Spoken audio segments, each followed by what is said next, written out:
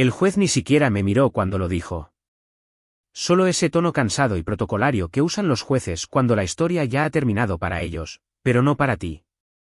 Moción denegada. Sentencia a favor del demandado. 12 palabras. 12 minutos de deliberación. 63 millones de pesos en capital de promoción. Desvanecido. Todo había terminado antes de que yo entendiera que había comenzado. Los abogados a mi lado no se movieron. Mi nombre todavía colgaba en el monitor del expediente como un fantasma. Solís contra Omnia Corp S.A.D.C.B. El tribunal olía a tóner y a alfombra fría. Alguien tosió detrás de mí.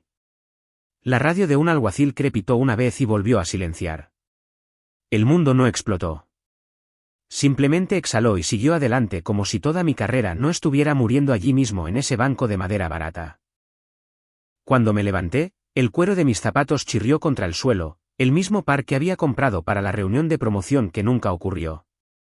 Hiciste todo bien, susurró mi abogado. Simplemente no pudimos probar la intención. ¿Intención? Esa palabra todavía me quema. Como si borrara accidentalmente todo el trabajo de mi año, mis archivos de proyecto, mis presentaciones y el rastro de correos electrónicos que documentaban las órdenes de mi jefa fuera solo una pulsación inocente. Como si borrar el sustento de un hombre pudiera ocurrir por error. Firmé los papeles de estipulación fuera del tribunal. El bolígrafo se sentía más pesado de lo que debería. Mi firma parecía extraña. Cuando levanté la vista, la vi a ella, mi ex supervisora, Verónica Huerta, estrechando la mano del asesor legal de la empresa. Traje impecable, sonrisa serena, aretes de perla que combinaban con su tono de voz cuando me había dicho el año pasado, solo necesitamos maquillar un poco las cifras. Todo el mundo lo hace. Todo el mundo excepto yo. Pasaron a mi lado como si yo fuera aire. Para ellos, el juicio era un cierre. Para mí, era la primera página en blanco de la nada. Salía la tarde gris. Los escalones del juzgado estaban resbaladizos por la lluvia de la noche anterior. El mundo olía a ozono y a derrota. Mi teléfono vibró una vez. BBVA. Alerta de cuenta, deducción de honorarios legales entrante. Sincronización perfecta. No fui a casa. Ya no tenía una. Mi contrato de arrendamiento había terminado, mis cajas estaban en una bodega. Todo lo que me quedaba era la llave de la unidad, una etiqueta de latón doblada con 47B, grabado en azul desvaído. En algún lugar detrás de una puerta corrugada descansaban 10 años de mi vida, certificados enmarcados, un monitor roto, una pila de carpetas etiquetadas como Omnia, estrategia del cuarto trimestre. No sabía por qué, pero empecé a caminar hacia allí, tal vez para demostrar que todavía existía en algún lugar sobre el papel. Tardé 40 minutos. El complejo de bodegas estaba medio vacío, el tipo de lugar donde la luz parpadea antes de alcanzarte. Dentro, olía a cartón, aceite y aire viciado. La puerta de mi unidad traqueteó cuando la subí. El polvo me recibió como un recuerdo. Lo primero que vi fue la caja marcada como preparación de promoción, confidencial. La había empacado la noche antes de esa reunión, cuando todavía creía que el mérito importaba. Dentro, presentaciones impresas, un borrador de portafolio, una copia de la plantilla del acuerdo de capital que nunca firmé porque Recursos Humanos aún no había finalizado la nueva estructura de compensación. Un año de hojas de cálculo a medianoche para nada. Me senté en una silla plegable, dejé que el metal se clavara en mi espalda e intenté rebobinar todo. Recordé la mañana en que todo se quebró.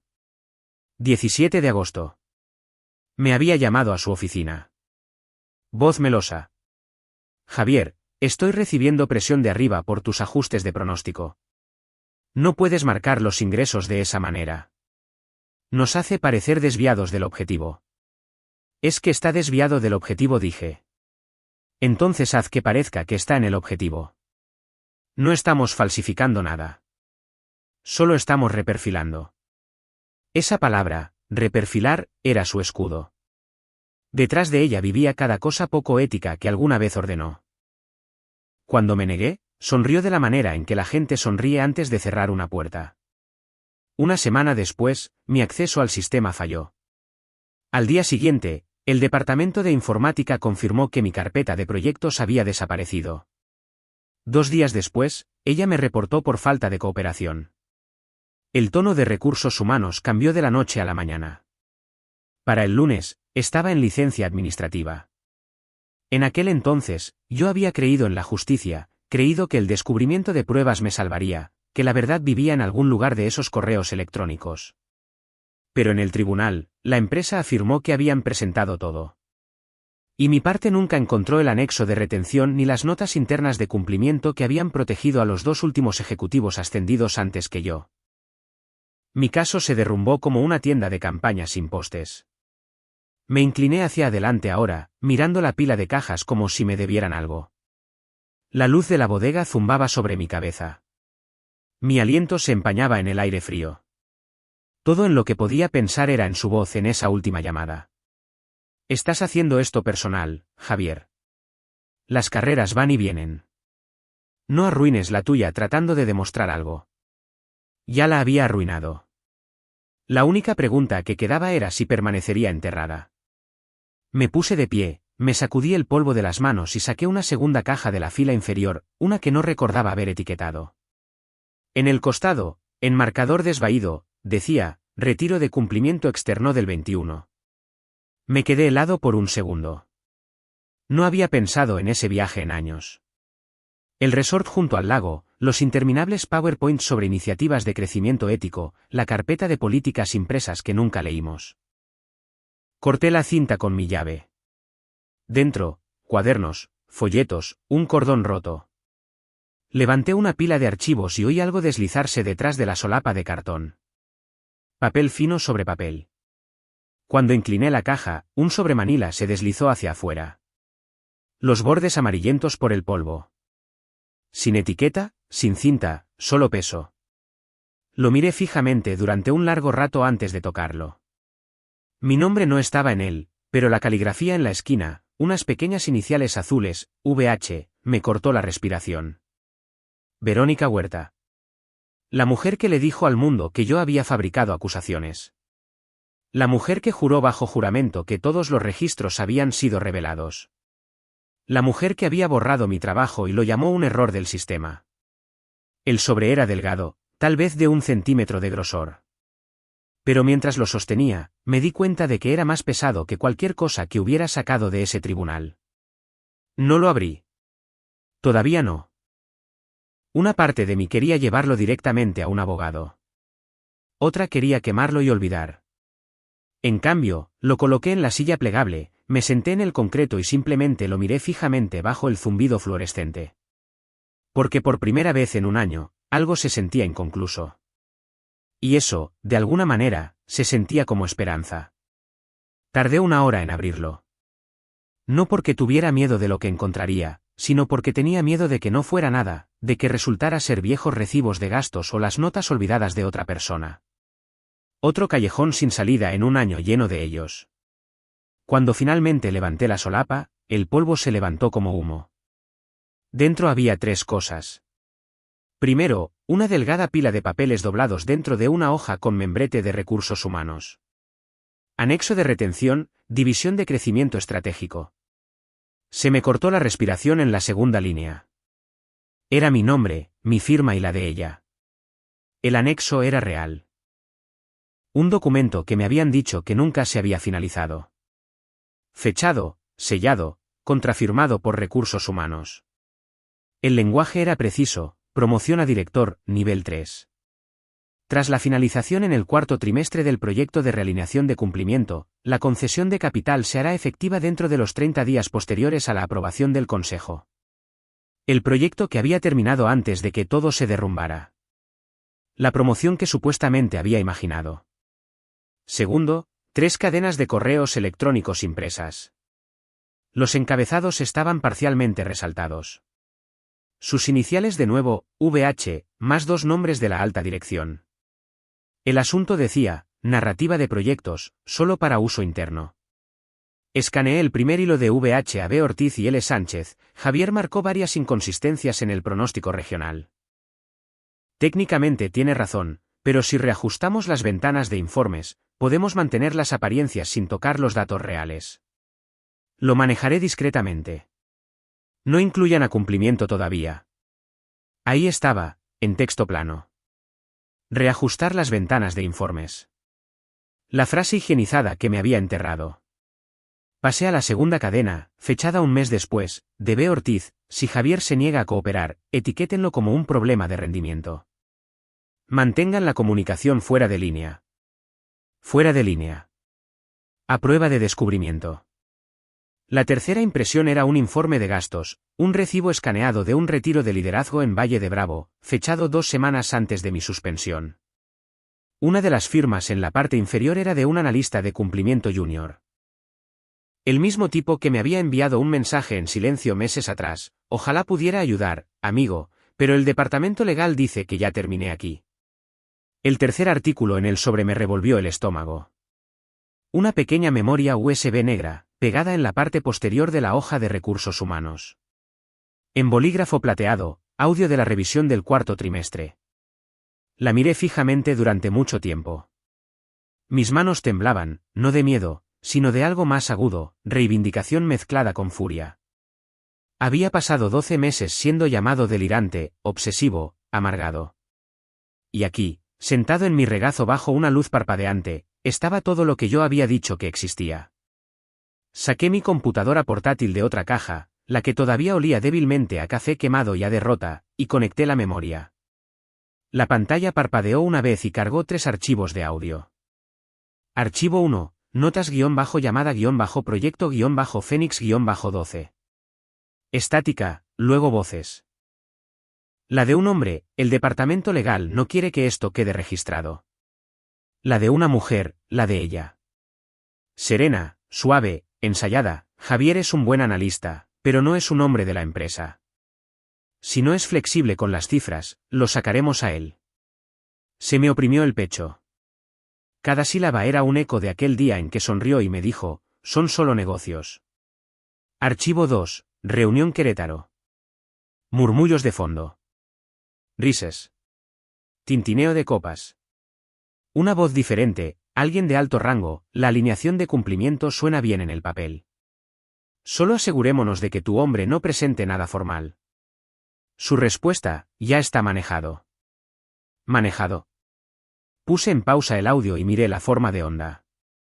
Cada pico como un clavo. El tercer archivo era más corto. 27 segundos. Una puerta se cerró con un sonido ahogado. Una silla arrastrándose, luego su voz de nuevo. Más baja, más cortante. Diremos que los datos se purgaron en la migración del servidor. No tendrá pruebas. Me quedé allí, congelado. No me di cuenta de que estaba conteniendo la respiración hasta que la grabación terminó. Por un minuto, solo escuché el silencio de la bodega, el zumbido de la luz fluorescente, el retumbar distante de los camiones que pasaban. Luego exhalé, larga y temblorosamente. Esto no era solo evidencia. Era descubrimiento oculto. Materiales retenidos que podrían invalidar un veredicto completo. Saqué mi teléfono del bolsillo, abrí la cámara y comencé a filmar. Una sola toma continua. 19 de octubre, dije, mi voz más firme de lo que me sentía. Bodega 47B. Se encontraron artículos sellados en un sobremanila etiquetado únicamente con las iniciales VH. El contenido incluye un anexo de retención, 3 impresiones de correos electrónicos y un dispositivo USB que contiene grabaciones de audio relevantes para el litigio de OmniaCorp. Filmé cada página, cada nombre de archivo, cada marca de tiempo. Luego volví a sellar todo en el sobre, lo envolví en plástico y firmé sobre la cinta. Cuando terminé, me recosté contra la pared y dejé que mi mente corriera. Las preguntas llegaron rápido. Si estos documentos existían, ¿cómo terminaron en mi vieja caja de cumplimiento? ¿Por qué el departamento legal no los encontró durante el descubrimiento? Y la que me hizo sudar las manos, ¿quién más sabía que faltaban? Miré de nuevo la firma de recursos humanos, las iniciales del analista de cumplimiento, los 2 ejecutivos en las cadenas de correos electrónicos. 5 nombres en total. Los escribí en una nota adhesiva: Huerta, Campos, Sánchez, Durán, Morales. Luego dibujé un pequeño círculo junto a uno de ellos, mi antiguo mentor, Gregorio Durán, quien había testificado a favor de la empresa. Tal vez no lo sabía. Tal vez sí. De cualquier manera, seguía siendo mi único posible contacto que quedaba dentro. Era casi medianoche cuando conduje a casa, si es que se podía llamar hogar a una habitación alquilada sobre una lavandería. Él sobreyacía en el asiento del pasajero como un cable de alta tensión. No dormí. Seguí reproduciendo el audio hasta que las palabras se grabaron en mi cráneo. Si no es flexible con las cifras, lo sacaremos a él. A las 3 de la mañana, abrí un cuaderno nuevo y comencé a escribir una cronología, fechas, citas, referencias, cada discrepancia entre lo que la empresa había presentado y lo que éste sobredemostraba.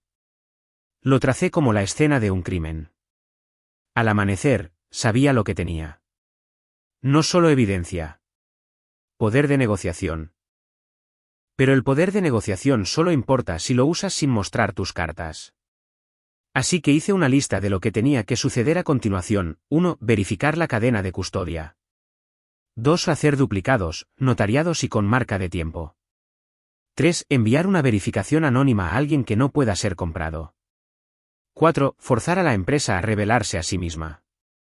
Miré de nuevo la nota adhesiva, 5 nombres, y debajo de ellos, escribí una palabra más, mañana. Porque mañana, dejaría de ser el tipo que lo perdió todo. Mañana, empezaría a ser la razón por la que ellos no podrían dormir. La primera regla cuando finalmente tienes la verdad es simple, no titubees. Si huelen desesperación, te enterrarán de nuevo. Más profundo esta vez. Así que a la mañana siguiente, me convertí en otra persona. No en el hombre que había perdido en el tribunal, no en el ex empleado enojado. Me convertí en la variable silenciosa que nadie notó hasta que fue demasiado tarde. A las 7 de la mañana, estaba de pie fuera de una sucursal de Estafeta con un termo de café de gasolinera, viendo cómo el letrero de neón parpadeaba hasta encenderse.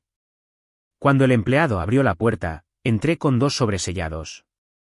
Ambos notariados, ambos con copias USB idénticas, transcripciones impresas y una declaración escrita de la cadena de custodia. Uno fue para un abogado privado recomendado por la ex asistente legal de mi antiguo mentor Gregorio, alguien que me debía un favor de cuando le ayudé a salvar un contrato. El otro fue para una pequeña sala de redacción de investigación conocida por publicar solo con documentación sólida. Sin sensacionalismo, sin filtraciones, solo pruebas.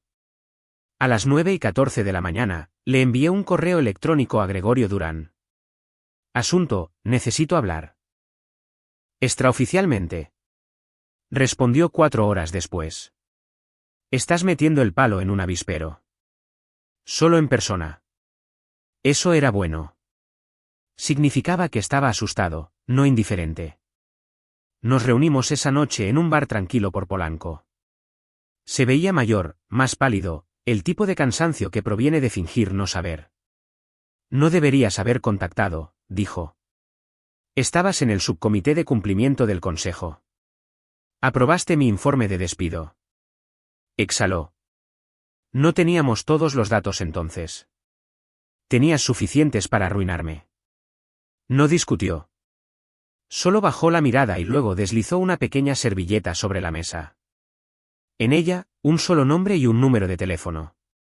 Si quieres arreglar esto, habla con ella.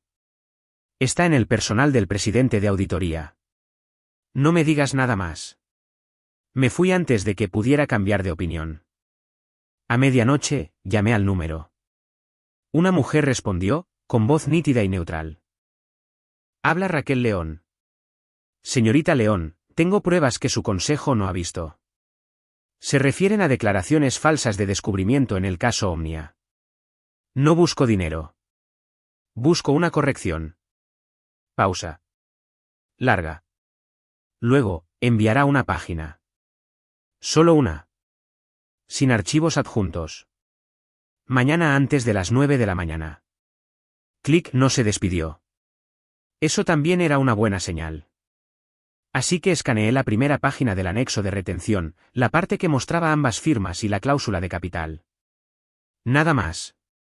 Redacté todo excepto los nombres y las fechas. Lo envié a las 8:57 de la mañana. A las 10:11, recibí un aviso de rebote corporativo automático, mensaje reenviado internamente según el protocolo de revisión de auditoría. A las 10:14, sonó mi teléfono. Número desconocido. Habla León. Estamos revisando.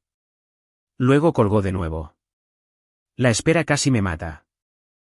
Salí a caminar, di 3 vueltas a la manzana, reproduje el audio en mi cabeza, las frases resonando como una maldición. No es un hombre de la empresa. Lo sacaremos a él. Al anochecer, mi bandeja de entrada se iluminó de nuevo. Un mensaje de un periodista que había contactado anónimamente el día anterior, la empresa se negó a comentar, dijo que hay una auditoría interna en curso. ¿Estás en algo? No contactes a nadie más todavía. Perfecto. La presión se estaba acumulando silenciosamente, invisiblemente, del tipo que carcome desde dentro. Al día siguiente, recibí un mensaje de voz de un número no listado. La voz era inconfundible. Verónica Huerta. Javier, esto es inesperado. Hablemos. Sin abogados. Mereces un cierre. Hay formas en que podemos, ya sabes, resolver viejas heridas. Llámame. Resolver viejas heridas. Ese era su código para comprar el silencio. No devolví la llamada. En cambio, alquilé un segundo apartado de correos con un nombre diferente, moví el sobre original a una caja de seguridad y redacté una declaración de cadena de custodia dirigida a la Comisión Nacional Bancaria y de Valores. Aún no la envié. Solo quería que ella sintiera que podía hacerlo. 2 días después, envió un correo electrónico. Javier, no quiero que esto escale. Podemos encontrar una solución que te ayude a seguir adelante. Almuerzo mañana. En la misma cafetería de antes. La audacia casi me hizo reír. Pensaba que todavía controlaba el guión. Respondí, claro. La tarde siguiente, entré en la cafetería 15 minutos antes y pedí agua. Ella llegó exactamente a tiempo, puntual como siempre, elegante, pulida, cada centímetro la ejecutiva que quería que el mundo creyera que era. Javier, comenzó, esa media sonrisa ensayada deslizándose en su lugar. Me alegro de que estés aquí. Mira, no hay razón para el rencor. Puedo hacer algunas llamadas. Podrías volver a ser consultor para nosotros, incluso fuera de nómina. Discretamente. Discretamente repetí. Ella asintió. Ambos sabemos que estas cosas se complican. Nadie gana. Solo sugiero que lo manejemos como adultos. Luego se inclinó, bajó la voz. Oí que encontraste algo en una bodega. Los archivos viejos pueden ser engañosos. Es fácil malinterpretar el contexto. Y ahí estaba. La confirmación. Sabía exactamente lo que había encontrado. Dejé que el silencio se alargara hasta que empezó a moverse inquieta. Entonces pregunté en voz baja, ¿alguna vez te has preguntado cuántas copias existen? Su sonrisa se congeló. Solo por una fracción de segundo. Luego enderezó la espalda. Javier, debes tener cuidado. La difamación tiene 2 filos. No estoy difamando a nadie, dije. Estoy citando. Se fue poco después, dijo que tenía otra reunión, pero cuando se levantó, su mano tembló ligeramente al alcanzar su bolso. Esa noche, subí un solo clip de audio no identificable a un servidor periodístico seguro. Solo la línea, no tendrá pruebas. Sin nombres, sin referencias a la empresa. Suficiente para la verificación, no para la exposición. En 24 horas, los reguladores enviaron a Omnia una orden de preservación. El comité de auditoría convocó una reunión de emergencia. Los empleados comenzaron a susurrar. Lo supe porque Gregorio me envió un mensaje de texto, ¿has encendido un fuego? No respondí. A las 7:12 de la mañana siguiente, un correo electrónico aterrizó en mi bandeja de entrada de Raquel León. Asunto, sesión especial del Consejo, hoy. Su información ha desencadenado una revisión obligatoria. No contacte más a los medios. Espere un contacto oficial. Miré esas líneas hasta que se volvieron borrosas. Luego me levanté, me afeité, me puse el mismo traje que había usado en el tribunal y conduje al centro. Cuando llegué a la torre de cristal que una vez había albergado mi oficina, estacioné al otro lado de la calle. A través de las puertas polarizadas del vestíbulo, los vi. Guardias de seguridad, ejecutivos, miembros del consejo caminando rápido, con la vista baja. El tipo de silencio que solo precede al impacto. No entré. No lo necesitaba. Porque en todas direcciones podía verlo extenderse, de la manera en que lo hace la verdad cuando finalmente es acorralada. Y por primera vez desde el veredicto, sentí algo peligrosamente cercano a la paz. Pero no había terminado. Todavía no. Para cuando los titulares estallaron, yo ya me había ido. No huyendo, solo en silencio, observando. El primer artículo apareció el viernes por la noche. Omnia Corp se enfrenta a una investigación interna por registros de cumplimiento retenidos. Subtítulo: El Consejo programa una sesión de emergencia tras el descubrimiento de documentación no revelada vinculada a un litigio anterior. No mencionaron mi nombre, pero no era necesario. Cada persona que se había sentado en ese tribunal conmigo sabía exactamente a quién se refería, litigio anterior. Para el lunes por la mañana, el mercado había captado el olor. Las acciones de Omnia cayeron un 8% antes del almuerzo. 2 periodistas más comenzaron a rondar. Uno llamó a la jefa de relaciones públicas de la empresa para pedir comentarios. Ella dio la respuesta estándar: nos tomamos muy en serio todos los asuntos de cumplimiento. Pero el verdadero golpe no vino de la prensa. Vino de adentro. Gregorio volvió a enviar un mensaje de texto. El comité de auditoría ha apartado a Huerta de todos los proyectos. El departamento legal está en pánico. No respondí. Solo respiré hondo y miré el sobre que todavía estaba sobre mi escritorio, el mismo que casi se había convertido en polvo antes de salvarme la vida. 2 días después, llegó un correo electrónico oficial, esta vez del asesor legal externo de Omnia. Señor Solís, a la luz de los materiales recientemente aparecidos, la empresa tiene la intención de solicitar una revisión de su caso. Agradeceríamos la oportunidad de discutir los términos de una posible resolución. Lo llamaron resolución. Yo lo llamé karma. Nos reunimos en una sala de conferencias que solía conocer de memoria. 12 sillas, paredes de cristal, el horizonte de la ciudad detrás de ellas como un recordatorio de cómo se ve el poder cuando crees que es permanente. 3 personas se sentaron frente a mí, el nuevo consejero general, el asesor legal del consejo y Raquel León. Raquel asintió primero. Hemos confirmado que varios documentos relevantes para su solicitud de descubrimiento fueron archivados incorrectamente. Ese error afectó tanto a la revisión interna como a los procedimientos judiciales. Error, repetí. Esa es una forma de decirlo. El consejero general se movió en su asiento. Estamos preparados para discutir una restitución. Discretamente. Me recliné, con las manos entrelazadas. La discreción ya no es mi moneda de cambio. Lo que siguió no fue cinematográfico. Fue quirúrgico. Ofrecieron la reincorporación. La rechacé. Ofrecieron el pago retroactivo. Contraoferté.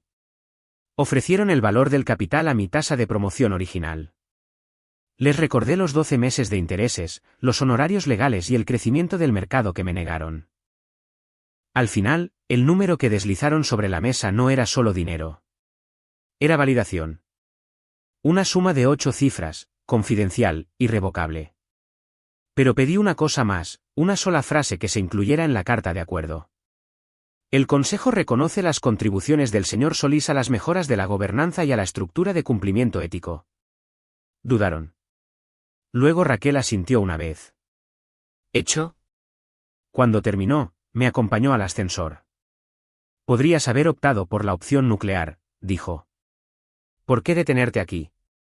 Porque ellos ya se detonaron a sí mismos, dije. Afuera, la Ciudad de México se sentía diferente.